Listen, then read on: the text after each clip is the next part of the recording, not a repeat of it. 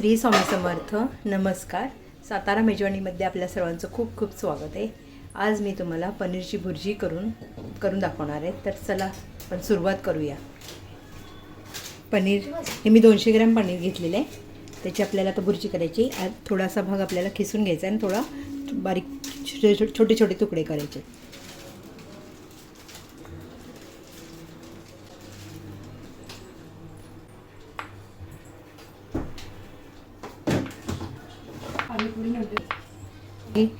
छोटे छोटे तुकडे करून घेते आणि आता हे आपल्याला खिसून घ्यायचे आहे अर्ध.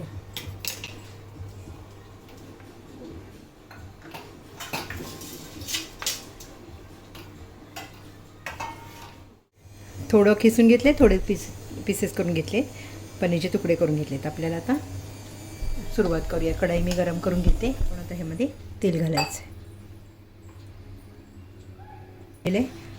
आपल्याला तेजपत्ता एक घालायचा आहे आणि थोडीशी आपल्याला अर्धा चमचा जिरे घालायचे. एक छोटी मिरची अर्धी कापून घेतलेली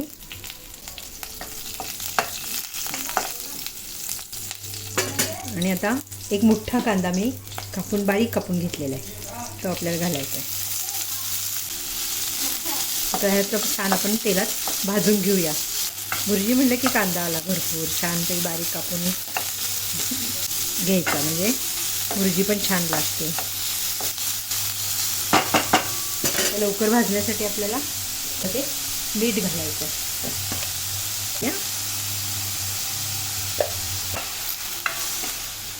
कांदा आपला छानपैकी भाजलेला आहे. आता आपण यामध्ये आलं लसूण पेस्ट घालायची.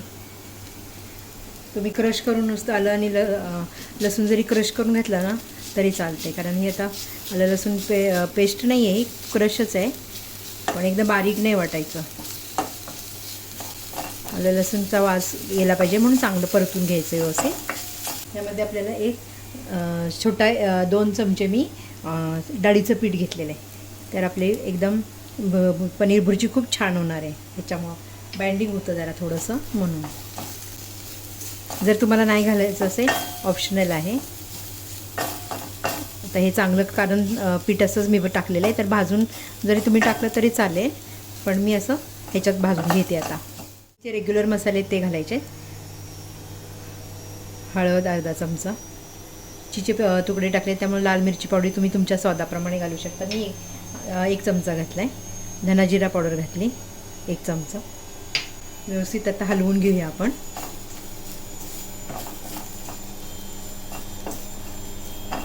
आपल्याला जास्त म्हणजे समजा तुम्हाला अगदी एकदम असे सुकी पाहिजे असेल तर सुकी पण करू शकता. आपल्याला कशी जरा चपातीवर छान लागते ना, जरा ओलसर. ह्यात कसुरी मेथी थोडीशी घालायची. 1 टोमॅटो चिरून घेतले मी बारीक, ते घालूया.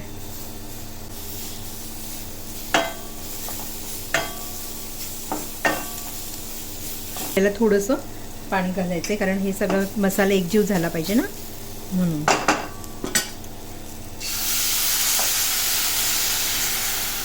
आपला छान एकजीव करण्यासाठी मी थोडंसं पाणी घातलं आहे आणि थोडंसं मीठ पण घातलेलंच आहे कांद्यामध्ये. जर कांदा आणि टोमॅटो अजून तेल सुटेपर्यंत आपण व्यवस्थित भाजून घ्यायचं आहे.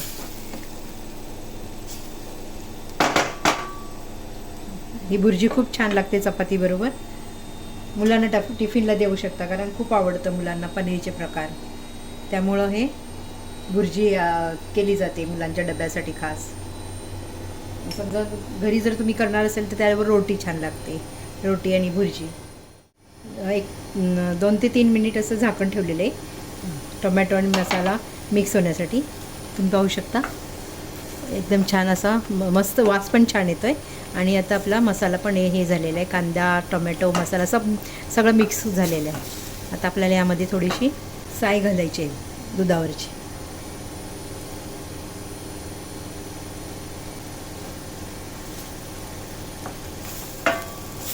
जे आपण आता पनीर जे हे केलेले आहे, तुकडे केलेत ना पनीरचे, ते आता आपण घालणार आहोत. जास्त वेळ भुर्जीला नाही लागत, लगेच होती आपली भुर्जी.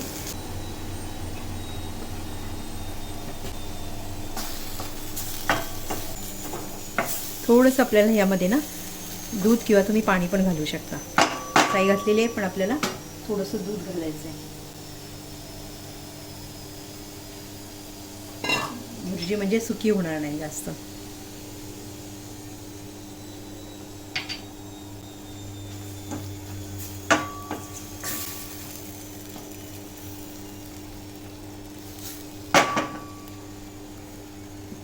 तर ह्यात जे आपण पनीर किसून ठेवलेलं आहे ना ते घालायचं आहे.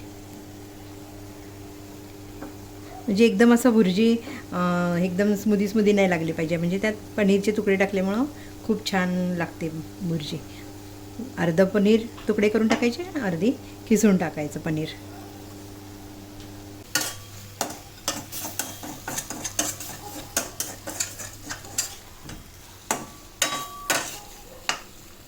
आपल्याला एकदम अशी सुकी पण म्हणजे मला नाही करायची, तर मी थोडंसं पाणी अजून पाणी घालणार आहे.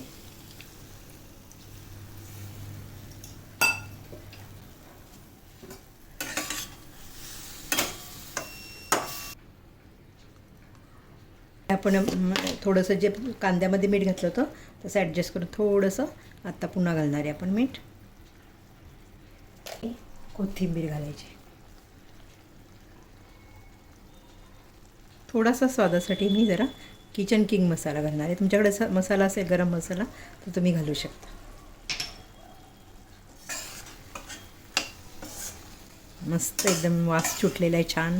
तुम्ही ट्राय करा आणि मुलांना टिफिनला द्या. घरी एखाद्या शनिवारी खूप कंटाळा येतो 8 दिवस भाज्या खाऊन ना, मग शनिवारी सकाळी हा बेत करायचा. रोटी आणि भुर्जी खूप छान लागते. पण 1-2 मिनिट आता मी जरा झाकण ठेवणार आहे ह्याच्यावर. 2 ते 3 मिनिट झाकण ठेवते. तर 2 ते 3 मिनिट झालेले. आपली भुर्जी रेडी आहे. होऊ शकता तुम्ही. ही भुर्जी आपली रेडी आहे. आता मी सर्व करते.